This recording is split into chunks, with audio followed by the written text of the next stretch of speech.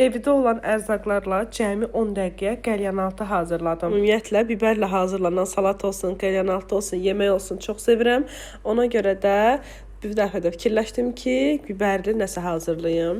Deməli, soğanı gördüyünüz formada doğrayıram. Daha sonra rəngli biberləri doğrayıram. Bir dəstə sarımsaq doğrayıram.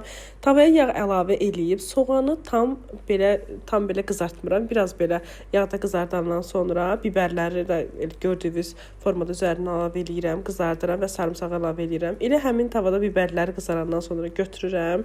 Başlayıram toyuğu qızartmağa. Mayonez, ketçup, duz, istiot qatandan sonra toyuğun da ətini qızardıb qatıram. Belə bir qəlyanaltı hazırlanır. Qoyuram lavaşın içərisinə. Lavaşda 1 manat almışam. Qoyuram içərisinə. Gördüyünüz formada büküb və tavada yağda qızardıram.